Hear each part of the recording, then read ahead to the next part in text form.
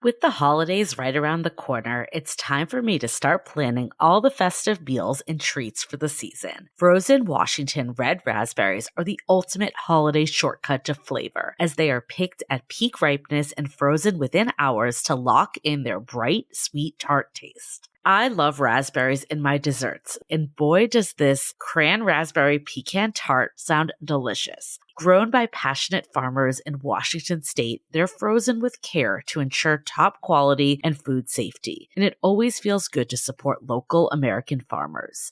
And here's the best part. They're always in season. When you buy American-grown frozen raspberries, you're getting fresh off the field flavor all year long. You can find them at Costco, Kroger, Meijer, and Winco Foods. Make sure to look for product in the U.S. on the bag. Check out True Fruit Mars Hyper Chilled Chocolate-Covered Raspberries and Smucker's Raspberry Jam. Want to learn more details on where to find American frozen red raspberries plus recipe ideas and cooking tips? Head to redraz.org. That's redrazz.org.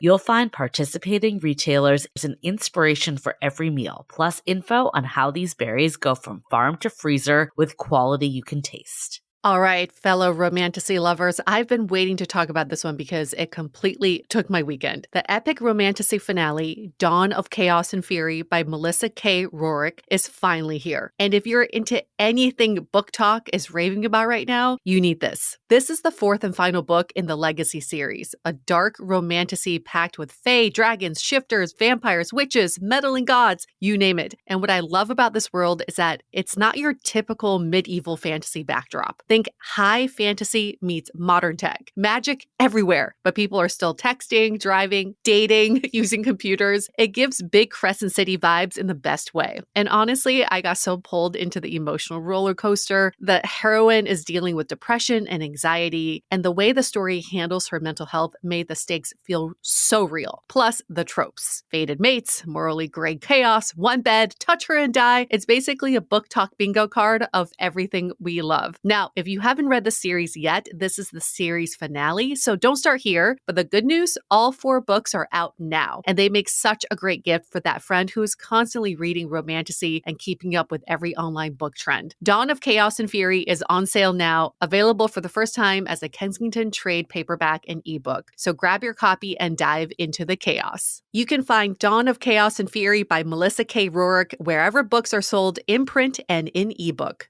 Welcome to our mini-series, The 8 Days of Dating Optimism, your pre-New Year reboot that helps you rebuild hope and confidence for finding love in the new year. Enjoy! As 2025 comes to a close, we're trying something new, the 8 Days of Dating Optimism. We know it's hard to sift through our 500 plus episodes, so we selected some of the ones that personally gave us the most hope when we were going through our own journeys. So for the first day, trust in your timing. This episode is for anyone who isn't where they thought they'd be at a certain point in their life, especially when it comes to finding love. We're chatting with Christina Bradley, author of Which Way to Happiness, to unpack why we feel so much pressure to find the one by a certain age. Listening back to this conversation, I was struck by how universal these feelings are, even for people who look like they have it all figured out. Christina's take helps reframe those milestone years not as deadlines, but as invitations to get clear on what you want, not what you think you should have by now. This episode was originally aired in August 2020, and you'll notice we talk about our relationships very differently back then. But trusting our timing helped us appreciate meeting our partners later than we once expected. Now looking back, there's no way my partner and I would be ready for each other had we met a decade earlier. We both needed that extra time to develop our sense of self and then also the relational skills that would eventually make us great partners. If you've ever felt behind, out of sync, or worried that you should have been further along in life or love, this episode is your reminder that your story is still unfolding beautifully and on your timeline. Make sure to subscribe on Apple Podcasts, Spotify, or wherever you listen so you instantly get access to the next episode in this series. And while you're there, leaving us a 5-star review truly helps us more than you will ever know. It is the best gift you could give to us this season. Enjoy!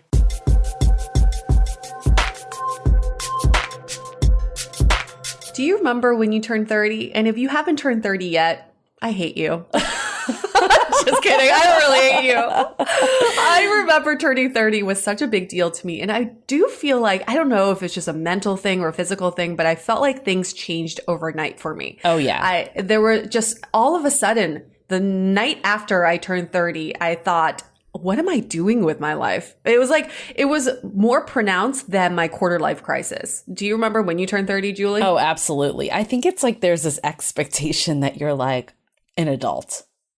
Right. Like you have no excuses anymore. You can't be like, I'm just dumb and 20. Like you can't be, when you're 30, you're like, people have kids, people have real jobs. You're expected to perform a certain way in life and to contribute to society, which really freaked me out. Cause I remember being 30 and still being trying to be an actress in New York and a dating coach and this and that, like 6,000 different things, living in this tiny shoebox of an apartment and just feeling like I didn't have life figured out. Yeah, I think for me too, like I feel like in my 20s, I had a lot of fun. Like there was up until I was like in my late 20s, I didn't really even desire a relationship. Like I had moved to San Francisco when I was 25. I was really just like building my own life, having fun, going out with friends, hooking up, just really no commitment. And then I think it started to like air when I was like getting towards 30, like that was starting to creep up. And then once 30 hit, like I was like, I'm ready for something. So there was definitely a shift for sure with relationships. And that's exactly why we brought on our guest today, because she wrote a book called Which Way to Happiness, formerly called 30. Her name is Christina Bradley.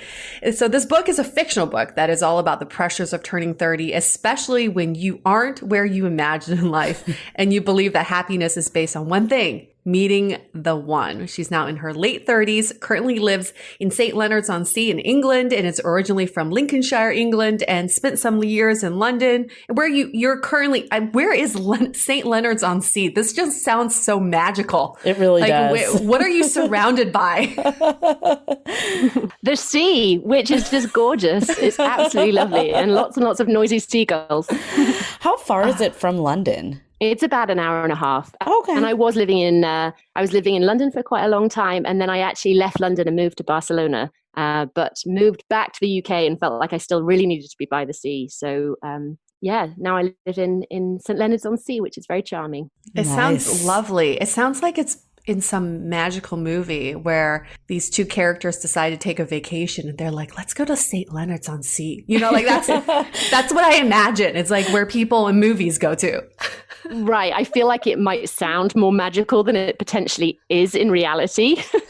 I was going to say, we just upped your tourist desgestion, but now you just I know. That's brilliant. Well done. You're like, it's not that magical. Don't worry about it. Don't come. I'm going to Google it and I'm going to change my Zoom virtual background to that tomorrow. See if anybody recognizes. Name where I am. So Christina, you're currently in a monogamous relationship. What was your own life like before you turned 30? And why was turning 30 such a big deal? I really think as I was listening to you introduce me and the book, I was kind of nodding along because I was in exactly the position that you were talking about. I'd been single pretty much all of my 20s and hadn't actually worried so much about that. I was very happy being single. I was enjoying myself. I wasn't really looking to settle down. And then as 30 started creeping in and I could sort of see it on the horizon, I was like, oh my God, things are getting a bit serious here. Uh-huh. And I suddenly realized like everybody around me is now in a relationship and I'm not. And this doesn't feel so much like this is about me deciding when I'm going to have a relationship. It's actually about when is this person going to turn up, and the reality that, oh my God, they're not and they haven't. And so when will they? And I suppose feeling this pressure that because that person hadn't arrived, everything was being sort of held back as a result. 30 was a real catalyst for all of these thoughts, and it was a real sort of coming of age. And I wasn't alone. The big inspiration behind 30 actually was all of the women in my life who were in a similar position, and we were all sharing these very, very similar conversations. And it felt like something of a sort of an epidemic actually, where, you know, I probably shouldn't say that right now. That's at this current climate. But genuinely, at the time, that was how it felt. It was Right. just like, oh now my it's God, all there were so many relative. wonderful. Yeah, exactly. It's like happy days. But yeah, there felt like there was a really big conversation among many of my friends. We were all saying similar things. And I thought, I think there's something in this.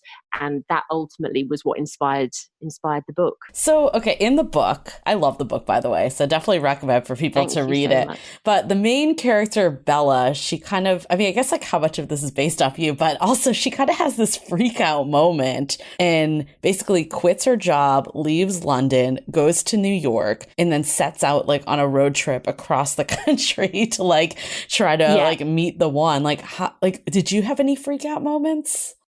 Good question. No. And I think the book is sort of auto-fiction, I would say. So while it is not my story 100%, it is definitely taken from my own experiences, my own thoughts on dating, the scene that I was in at the time. But I've embellished it, for the purposes of fiction. And certainly the sort of freak out, which is, I think, a very good way of describing it, that happens at the beginning of the book to the central character. It fortunately didn't happen to me because she really does lose the plot. But we needed something really big so that people could go, oh my God, yes, I kind of get this. Did you have any friends that freaked out like that? Like anyone I think everybody, don't get me wrong. No. I think we were all freaking out and it was sort of manifesting in different ways. People were going crazy and going on loads and loads of dates. People were kind of drinking a lot, just different things. And there was definitely this kind of heightened sense of panic around turning 30, which is kind of ridiculous, but it was very, very present. Got it. So it wasn't like, let's quit my job and do anything and like make a major life change, but you had a panic. You had like a sense of loom that was coming. Definitely, 100%, yeah. And I do think the freak out comes in different phases. I'm just thinking back about when I turned 30. So the night I turned 30, I had a bat mitzvah because I just wanted to. So I invited like 100 of my closest friends. I thought I was so badass. I did a dance performance. I had a friend sing for me. Another friend made a cake for me. I invited all my ex-flings. I had my hair done. I had this beautiful dress. And the next morning I woke up in the arms of one of the flings. And I thought, this is not how I want to spend my 30s. The night before was fabulous, but I don't want to spend the next decade like this. So the freak out moment started that night, but it took 2 years for the final freak out, which was when I turned around 32. I went to China on a whim to visit my family, and it was supposed to be a 2-week vacation. And I ended up staying for 2 years. So if I were to write a book about it, yes, this would have happened overnight. I got rid of all my flings. Yes, exactly. I went, right? Exactly. Yeah, exactly. Yeah. I would go, I'm going on this trip on a whim and I'm going to stay and I only have one suitcase, but it did happen over 2 years, but it was definitely a freak out. You know what? I actually, like, as I'm asking you if this happened to you to get up and quit your job, I just realized I quit my job at 30. So, like, when I was 25, I decided to leave the East Coast and move to San Francisco. So that was kind of like my big life moment at 25. And then at 30, I quit my corporate job that I had for 8 years. And decided to like go out on my own and just do my own thing. So it wasn't like in a sense of a relationship, but it definitely was like, oh, my life isn't where I want it to be right now. Right. Right. And I think that's the thing, that moment of sort of reflection and then recognizing there's a disconnect maybe between where you imagined you were going to be by this age and then the reality of where you are by that age. And it's kind of reconciling the difference. And I think that can cause some ripple effect. One thing that's universal for all is suddenly we feel like we need to redo and rethink our lives. So then we have all these strategies. Like, for example, this idea of Bella accepting a challenge to go on 30 dates in 30 days before she turns 30 is, I feel like quite a few of my friends did that as well. They were like, no, I got to do something new. There needs to be something drastic in my life for drastic results to happen. Did you ever try anything like that?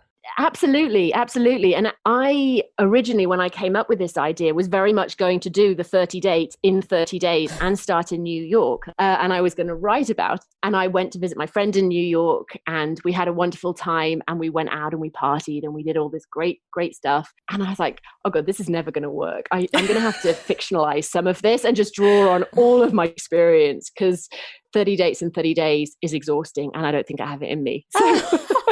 Got it. So you didn't freak out and quit your job, but you did go to New York and tried this like 30 dates. Let me try to meet as many people. When I had the idea, but I think what happened was I had the idea sort of for the book as well. So it was a sort of double-edged thing. It was like, oh, there's material in that to write about. But also, I really wonder whether you could committed yourself that much and were that focused about it and that sort of proactive, would you get the results you were looking for? I don't know.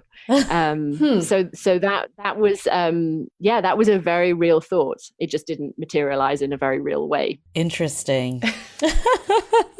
And what has been your own journey like, going from freak out moment, turning 30, going on all these dates, to now finding yourself in a monogamous relationship? It's been really interesting because also the book took quite a long time to write. So I'm obviously in my late 30s now, and the whole publishing process took a long time actually. But writing the book in itself was a labor of love for many years. And I wrote the first draft when I was quite close to turning, I just turned 30. So kind of around 31, 32. And then I just sort of left it for quite a long time. And I came back to it because it just felt like something that was still relevant. It was a story that I really wanted to tell and to share. And when I came back to it, it was interesting because, you know, good few years had passed. And so I still wasn't in a relationship. I was still single, but I definitely matured. I'd kind of, that coming of age that we're talking about and turning 30 had passed. And I felt more comfortable with where I was in my life and who I was and all of those things. And it was really lovely because it meant that there were sort of two sides to this book. I was able to write it from that point of like, and freaking out and be quite kind of authentic in that space. And then return to the book from a kind of wiser place, potentially, where I was able to kind of look back on that time, you know, retrospectively and reflectively and think, okay, well, what lessons were in that? And I think some of the kind of the deeper part of the story, obviously, as we read the title, Which Way to Happiness, because yes, it's about meeting somebody, but it's also a journey of self-discovery and finding happiness.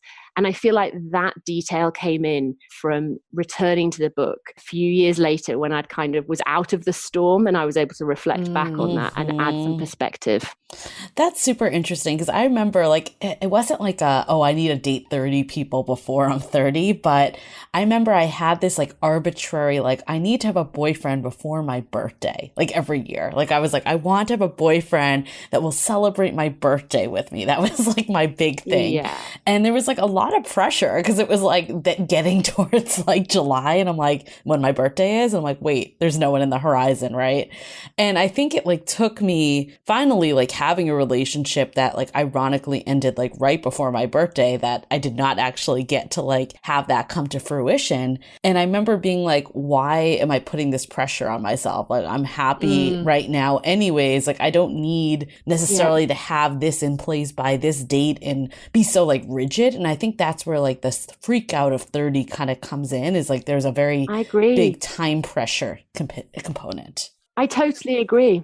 I'm pulling up some old scars here, so bear with me. I'm just thinking back on what I was thinking about love at the time. And I remember there was someone that I had dated a few years before I turned 30 who I was really into, but due to some immaturity issues on my part, things did not work out. And right around when I turned 30, he came back into my life and I thought, this is it. This is the moment. I'm turning 30. I'm getting back with this guy. Everything's going to be great. And we had this wonderful night out, kind of reminiscing, but also just feeling that passion again. And I remember at the end of the date, and I told him, I said, I think this is it. I think you're it. I've been waiting for this. And I invited him back to my apartment. He said, I don't think that's a good idea. But he said, I'll call you later. He never called me again. It was so heartbreaking. And then this is exactly, I just pulled up this email exactly 2 months later when I was already kind of heartbroken. I didn't understand what was going on. Not to mention the night that we met up and he refused to come back with me and told me that he would call me later. Someone tried to break into my apartment. So everything was happening at once. And so a few months later, he wrote this email and the subject line was long overdue. And he wrote, I apologize for never calling. That night after I got out of the cab and you opened up to me how you felt, I knew that I wasn't in the same place. Oh, damn. Well, at least he wrote an email. Didn't leave you completely hanging. Yeah. And he said, sorry, I was being cowardly. I mean, it's a longer email, but that really triggered me. It lit this fire inside of me that just kept thinking like, why is it that I'm so dependent on a man in my life to bring me happiness? Why can't I find that happiness on my own? And I have to say from 30 to 35 was my own personal journey to find happiness for myself. Totally. Same for me. This is like bringing up so many things that maybe I've just forgotten over the years. And I'm like, I feel like, okay, so like Tinder came out when I was like 28. And I remember like 28 to like 29, just like frantically dating, like going on like all these dates.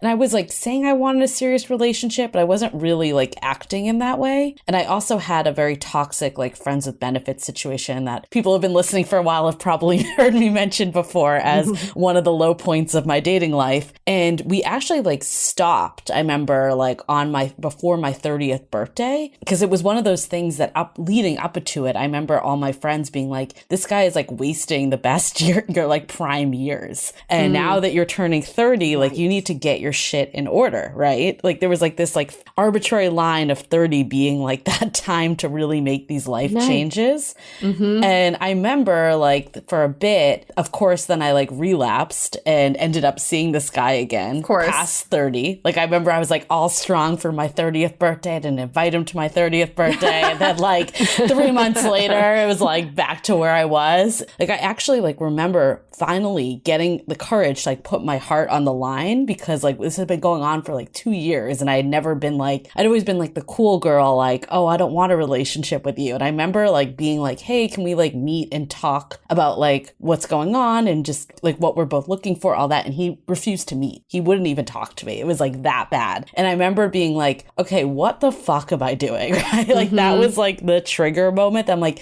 this person won't even meet for like a coffee. They wouldn't even meet for like a drink, right? It's like now I'm like getting all like worked up about this person. And I remember taking like a huge break from dating after that and really focusing. And this was along the same time as I quit my corporate job. So I was like trying to really like build up my own self. And I think it was like huge for me. Like I gained a lot of confidence just from doing that like inner work. It was the first time I like stopped and actually tried to do it. We mentioned in one of our past episodes with Marty Batista, I like used her workbook and all of that. And and started my own business and did all this stuff. And at that point is when I actually like met someone that was a significant relationship for me. So I think it is like taking that time to like really get yourself in a good place. Like, did you have any moments like that before you met your current boyfriend? Yes. So I finished writing the book and I moved to Barcelona, and I actually met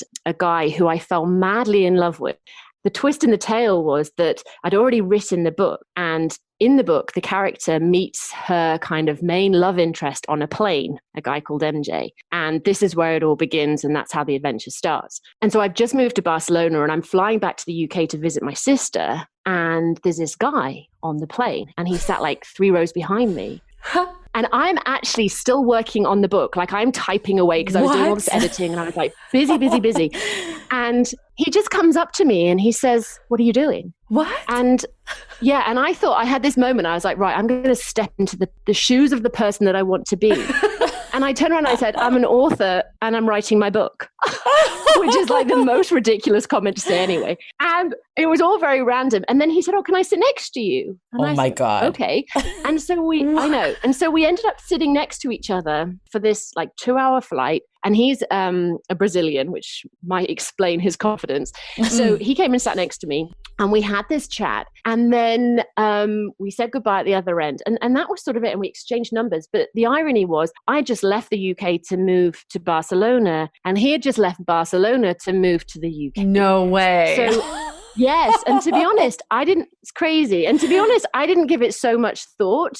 And I mean, I thought the guy's very attractive and that was really nice, but I'm not really in that place anyway. It's fine. I've just moved to Barcelona. And anyway, about 3 or 4 weeks later, I get a message from him and he moved back. Oh. And then basically what happened was we had this very intense love affair. And obviously, because in my mind, he was the guy in the book. It was like I'd already written this story. He was the one. He was my one. Suddenly created this story in my mind that this all just makes so much sense. This is kind of what I've been, being single has been about. It's been sort of waiting to write the book and for all of this to happen. And now like he is here and it is him. And we had this whirlwind romance that lasted about 3 months maybe. And, you know, we dated and it moved quite quickly. And then it just ended. And he went back to Brazil. And that was that was it. It's a little bit like your story that, you know, I had got it into my mind that it was that time that right now I'm ready to meet someone. Now I'm ready to have that really serious relationship.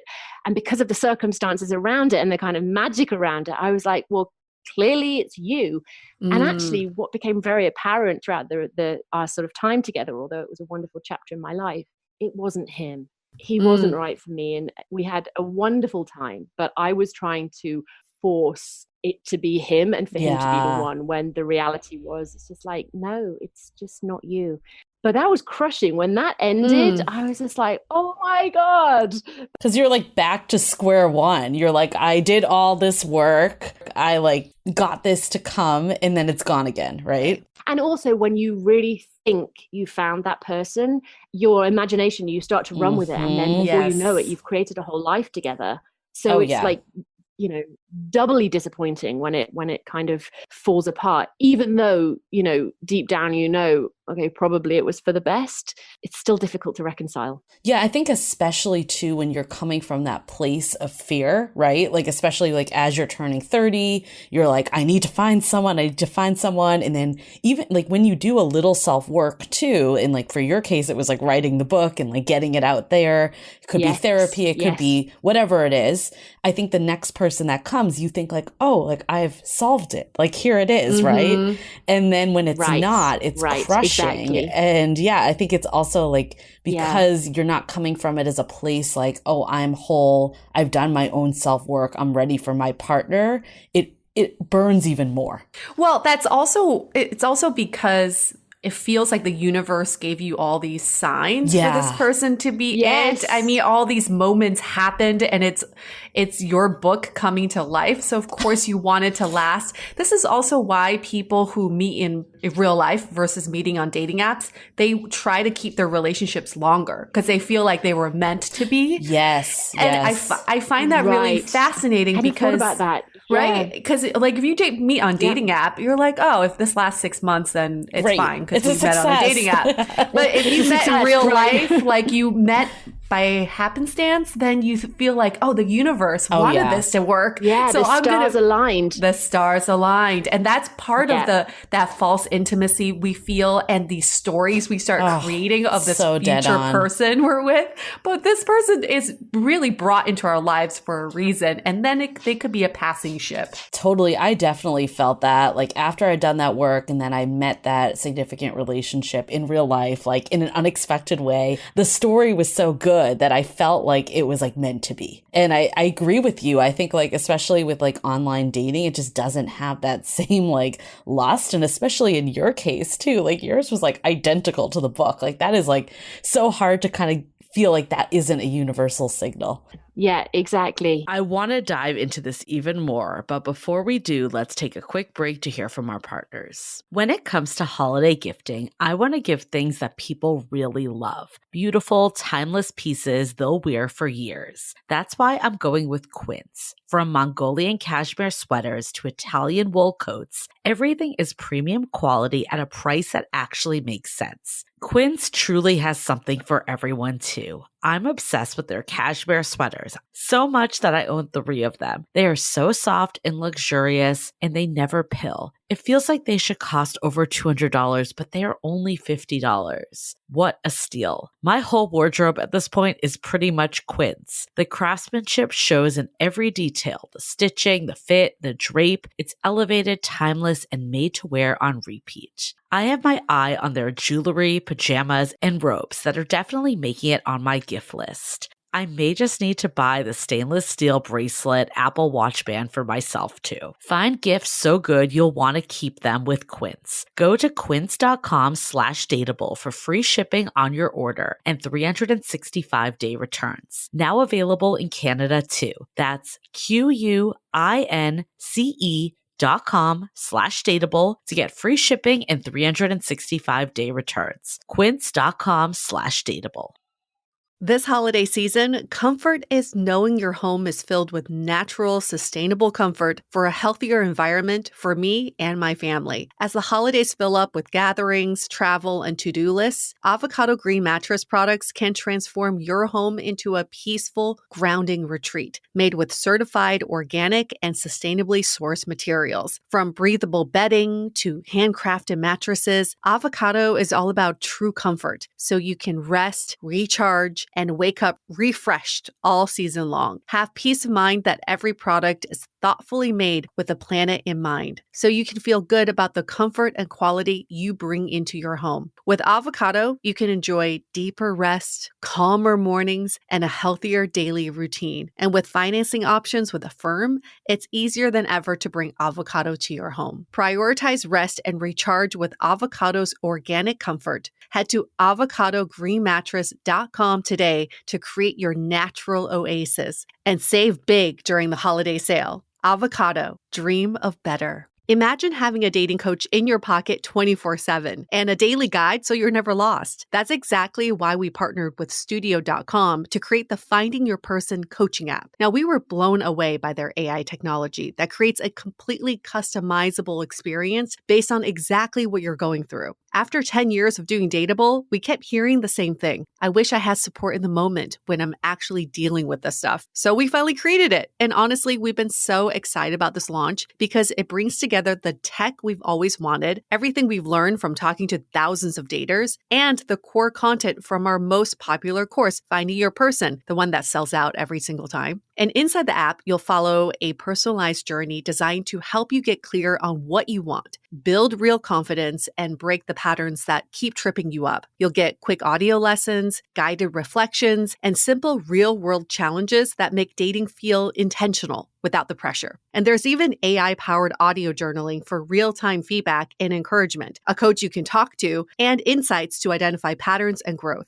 Give it a few months and you'll see the difference. Less spiraling, more clarity, and a dating approach that actually feels hopeful and grounded. It's like having a wise, honest coach at your disposal. If you're ready for support that actually sticks and transforms, go to studio.com/dateable and start your journey with the Finding Your Person coaching app today. Why do you all think that 30 is such a triggering age? What is it? Is it the media's portrayal?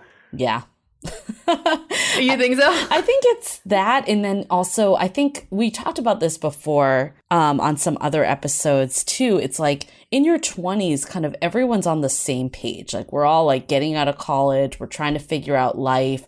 We're like fumbling through relationships. And then when 30 hits, everyone starts to go down different paths. Like some people get like wildly successful. Some people are having children, marriages start, like weddings, all of that. And I think it really, there's a lot of comparison game happening. And I think social media has like amplified it as well. What do you think, Christina? Yeah, I completely agree. And I mean, that is a sort of huge undercurrent in the book, that actually the character is taking a detox from social media because actually it's become too present in her life, and really, as you see throughout the story, what it boils down to is just comparing her own life with everybody else's and feeling inadequate as a result. You know, and we know that social media has the potential to do that because obviously it's everybody's sort of highlight reels, and you're looking at everybody else's life and feeling like, oh my goodness, you know, as you say, every different choices. So you're looking at those and potentially, you know, thinking about what you haven't done and what you haven't got and where you haven't reached yet, if you might want to. And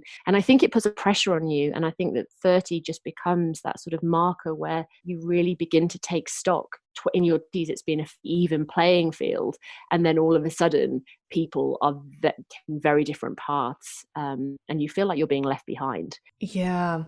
So along the same lines with what you are both saying is getting on the same path, and then you start seeing people taking different paths. I also feel like 30 is when you start to feel loss and failure. And in your 20s, things happen. You get that little promotion, you get that first job, and you feel these little wins a lot more. Yeah. You get that first relationship, you go on 5 dates in a week. And it's like these little wins make you really happy. But suddenly at 30, you start thinking about what's my next step in my career? What's my next step in my personal life? And also you start experiencing loss. This is when I remember a lot of my friends were losing grandparents or relatives or even their own parents. And then you start looking back, like, what did I do in my 20s to prepare myself for this loss? Nothing, right? Like I was just not mentally prepared for what was to come, which is real life is about to happen. So do you guys think that like 25, 35, 40, etc. are as big of freakouts as 30? Because I definitely feel like all of those years are kind of like milestone years that cause you to like reevaluate what's going on. But for whatever reason, for me, I didn't feel... I mean, I guess I moved across the country when I was 25, so maybe I did a little, but like, I feel like 35, I definitely was like a looming sense, like, okay, I still haven't found my partner, but I was more secure with myself then. So it didn't feel as like crazy as 30. But at the other side, like 30th birthday was like a big deal. Like it was fun to celebrate. And I feel like I was a little more down to celebrate 35. I don't know. What do you guys think about the different kind of milestones? It's a good question. I think they're all pronounced in some way. And I think generally for me, all birthdays make me take stock. Maybe not on the same scale as when you change decades, but I think that, every year I kind of look back and reflect on the year. And I'm 39. So my next birthday, I'll be turning 40. And I feel relatively calm about it. And I think that just comes perhaps from growing up a little bit and just accepting things and not being quite so, you know yourself better, and you're not looking around comparing yourself in the same ways that you perhaps were, 5 years ago or 10 years ago. I'm certainly not doing that. But I also think the conversation changes. So, for me, the big thing at 30 was, being single and looking around and seeing my friends getting married and being in relationships. And now, the conversation for myself and also for many of my friends, it's not really about meeting somebody anymore, even though, I am in a relationship. It's about babies. And are you going to have children? And the time is ticking and it's running out and all of these sorts of things. So it's a different type of pressure and a different conversation for sure.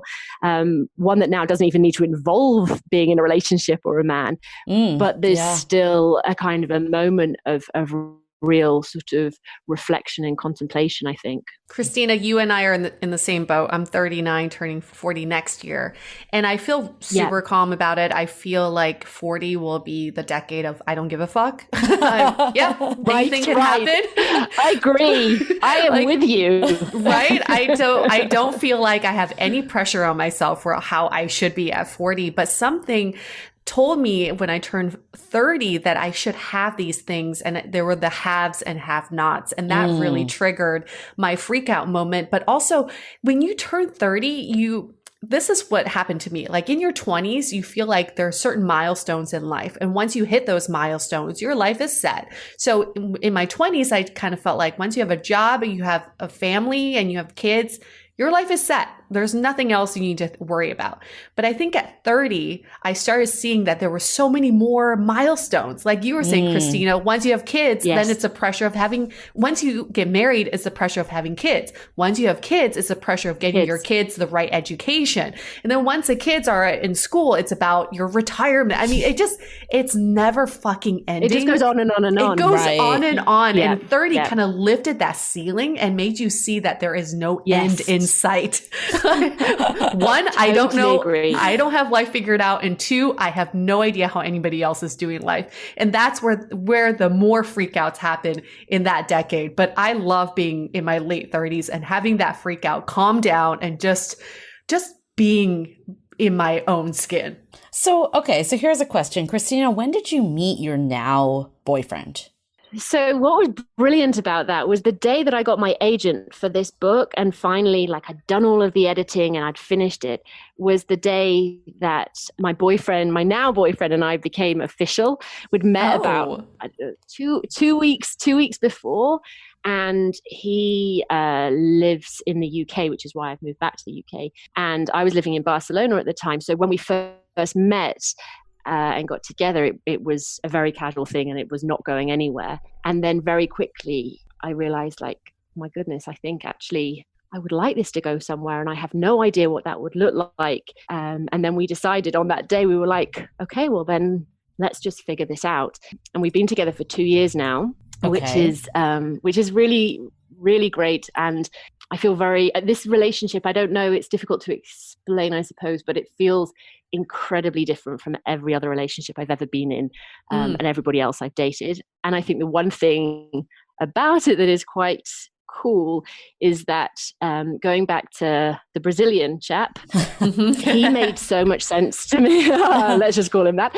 He made so much sense to me, right? Like, everything about it was what I'd imagined in my mind. It's what I'd written about. He sort of fitted into this idea of the man I was going to be with, I suppose.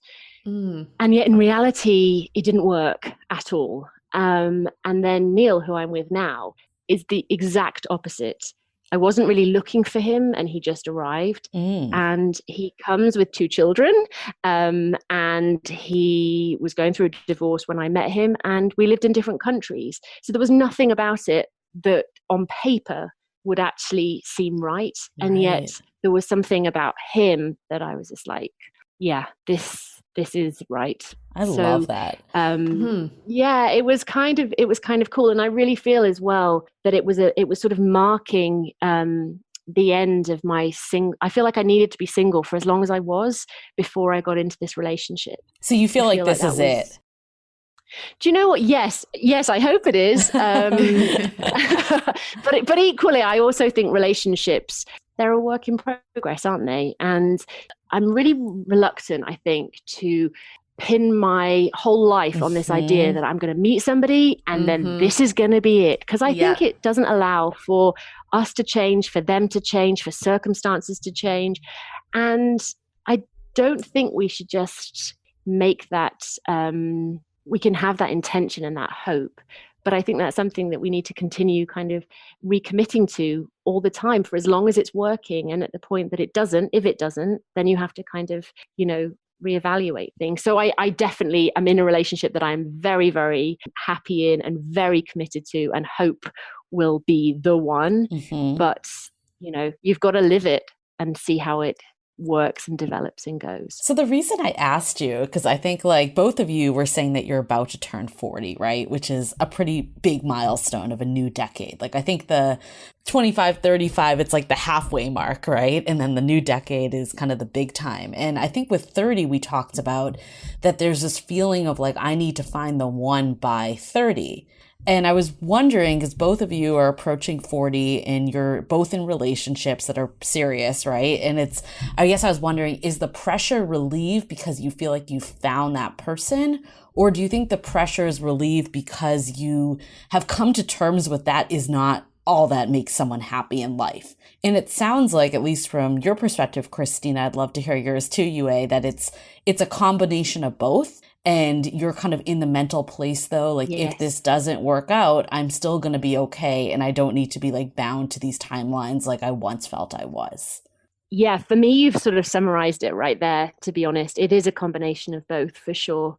And I think also remaining single throughout your 20s and into your 30s as well, I think it potentially influences that mindset a little bit more. I think you feel a little more comfortable in finding your own happiness and knowing that ultimately a relationship doesn't define your happiness or yourself, but it definitely is a wonderful, journey to go on with somebody and a place to be. I sensed your hesitation, Christina, when Julie asked you if this is it. And you were like, I hope this is it. And I feel the same way. There's something very absolute about that statement. Like, this is it. And this is going to be the rest of my life. And being in my late 30s, I feel like nothing's it, but I feel like it's not about finding the one anymore. It's about finding the right person. And to me, what has really been clear to me about my current boyfriend, where I don't know if he's the one, I don't know if he's it, but I know he's the right person for me right now because of this. And this was really profound to me recently to notice. Before, I felt like the right person for me would help me not think about the previous ones that I was really caught up on. So they would take my mind off of the guy in New York or this guy that really broke my heart. But I realized the right person for me helps me find clarity on why the previous men were in my life. So I don't not think about these people, but I think about them in a way that's more clear about why they were part of my journey. And that's how I approach my love life now. It's not the one, but the right person that helps me find clarity. That's a good point too, because like I think especially with coronavirus and everything we've been dealing with, I think the one thing we can learn and know is that nothing is forever, right? Like things that are in one place today might not be tomorrow, and it might not be that like you decide that you're not right from each other. Like there's so many things in life that can happen. So it's all about just like accepting the present, right? And I think like when you're in your 30s or like about to turn 30, you're so future focused. And I think like there's quotes of like, if you live in the past and you live in the future, like that's really just not the key to happiness. Like you need to be in the present. And I think like personally, I think there's probably some balance between the three. Like you should learn from your past, have a plan of where you want to go in the future, but be primarily focused on the present. And it sounds like from what both of you just said is it's not necessarily about like accepting something or finding the one. It's more just being present with current day and being happy for what is in your life at this moment. Yeah, that's really beautifully put actually, and summarize it. Really fantastically. That's very much where I feel right now. And I think it is so important. I think we can get really quite obsessed with planning and future thinking. And I think, it is happiness comes from staying in the present and just really appreciating that as well, and not thinking too far ahead or being too held to the past.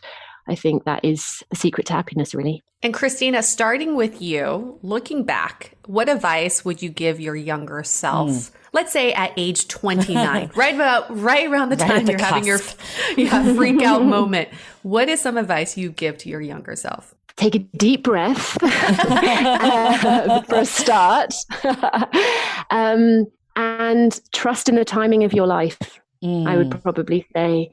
Because I really do think that my life has worked out so far, not necessarily how I wanted it to at the exact times that I wanted those things to happen, but it has guided me and led me in a really wonderful way. And, the timing has actually been perfect. And I don't think I, would have been ready to meet my now boyfriend 5 years ago. I think our paths would have totally crossed. So yeah, I think I would just say, trust in the timing of your life. I love that. And I think it sounds like, too, you might have dismissed a lot of things about your current partner back then that you were totally open to now. Yeah, absolutely. And he would have still been married back then. That's true. So that's true. Wouldn't have worked, There you go. And I think, and as we said before, you just learn so much as you go, and relationships aren't all easy. And I think you really have to know yourself really well to be able to have a healthy relationship with somebody else. And I really needed that time to have a relationship with myself, and also to take these lessons from all the dates that I had along the way and all the relationships that I had along the way. And I think all of them have in some way, helped and informed the relationship that I'm in now. Love that. I think the advice I would give myself to like let things happen the way they should. I think like if you put pressure on things, whether that's like finding the person by the time you're 30, going on 30 dates in 30 days, whatever it may be, or trying to make a relationship work that just isn't, I think like the best thing you can do is just kind of chill the fuck out and like let things play out the way they need to be. Because I don't know about you guys, but I think what I've learned along the way is anytime I've tried to force things, or anytime I've really tried to put my pressure on myself and have these arbitrary deadlines, like it just doesn't end well. Like it doesn't typically, I don't know, at least for me, like when I have met people, they've kind of popped up very unexpectedly. They have not popped up when I've been on like a mad frantic search. And I think like there's something about the headspace of just being happy. And for me, again, when they have popped up, it's usually when I'm in a good place myself. That has nothing to do with relationships. Like I mentioned,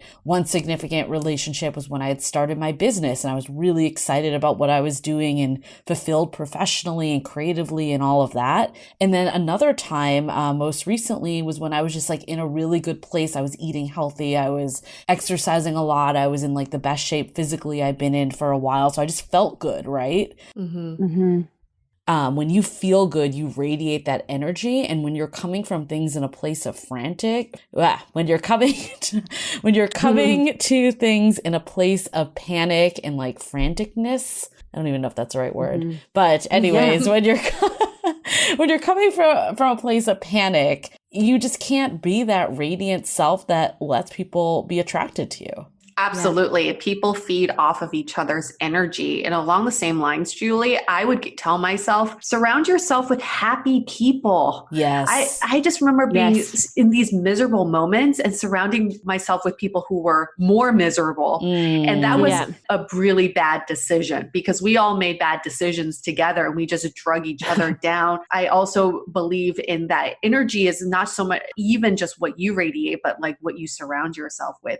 You have to control that in your life. Also, I would tell myself, get excited. This is just the beginning, and get excited for everything the universe is going to throw at you. Even if these things don't stick, they were thrown at you for a reason. And along the lines of what you said, Julie, is you have to go through the trenches. I just love this phrase so much because once you feel like you're in the trenches, you feel like you're at a rock bottom, just know that you will come right back up.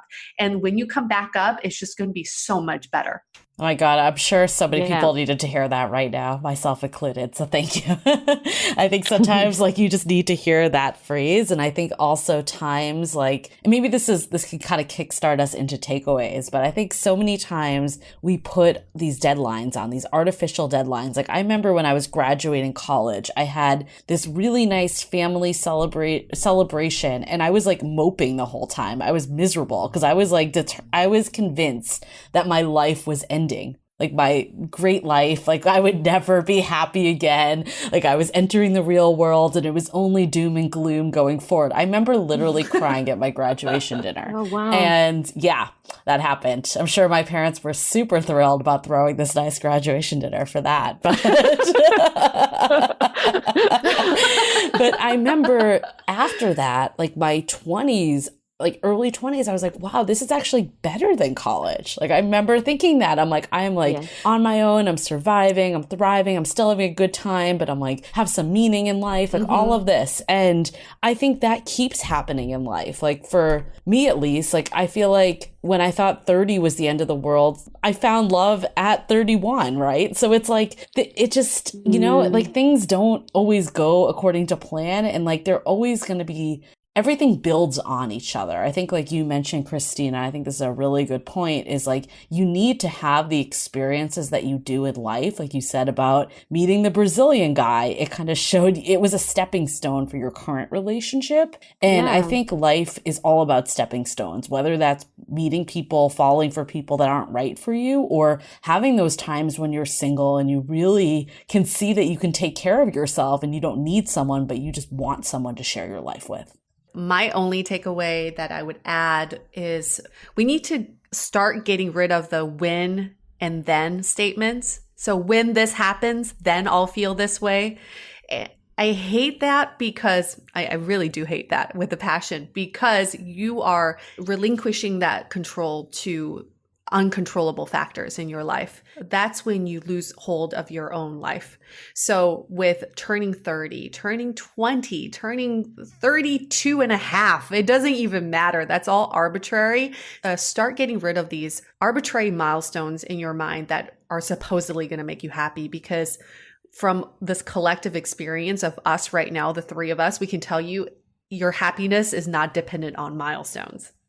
Yeah, and I think Christina brought up a really good point too, is there's always another, I think actually everyone on this call brought this up, but like there's always another milestone, right? Like if you're really, like we hear from people that are single that get asked like, when are you going to have a boyfriend or a girlfriend? And then when you're dating someone, when are you going to get married? When are you going to have kids? When do you get, like, you know, it just like keeps going. So having that mindset, just to iterate what you just said, it's like, there's never an end. So like, why put yourself through that? Christina, any takeaways from you? I think just reiterating what you said, actually, and just enjoying the now, just making your own rules and dancing to the beat of your own drum and staying present in the life that you're creating for yourself now. And it can all change.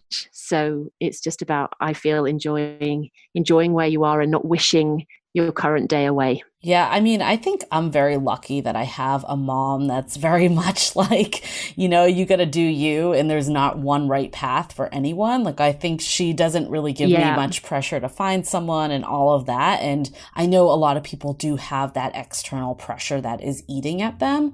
But I personally have just a lot of pressure from myself. And I think it's like, and maybe this isn't a takeaway, but more of an action item, but it's like, how can you make that mindset shift? Like, what is a way that every day you could write down one reason what you're happy for today, current day, and staying present.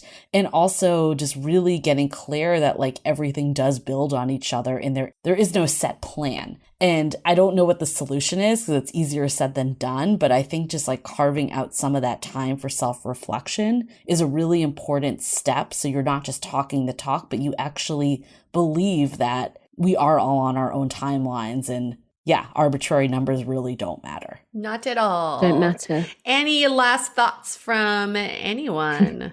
I think this was a really good discussion. Thanks for being therapist to us, Christina, because I felt like you opened up a can of worms at the very beginning where Julie and I kind of just went with it. We're like, yes.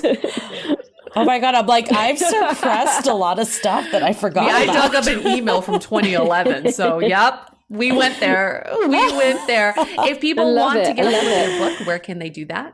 You can buy it on Amazon with a new title, Which Way to Happiness, or 30. Either one will pop up.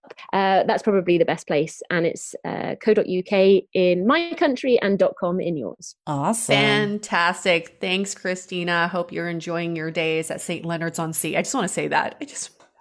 Makes me feel fancy. Magic. We're gonna. What's the quarantine's lifted? The new hotspot is. Yeah. I know. Everyone will come flooding. There'll be all these people from the US flooding. Like, we heard about it on DATEABLE. It better not disappoint. And I hope we get commission from it. Yeah, exactly. Thanks for sharing your story. Thank you so much for having me. It's been wonderful. Thanks, Christina. Thank you. We usually wrap up. Stay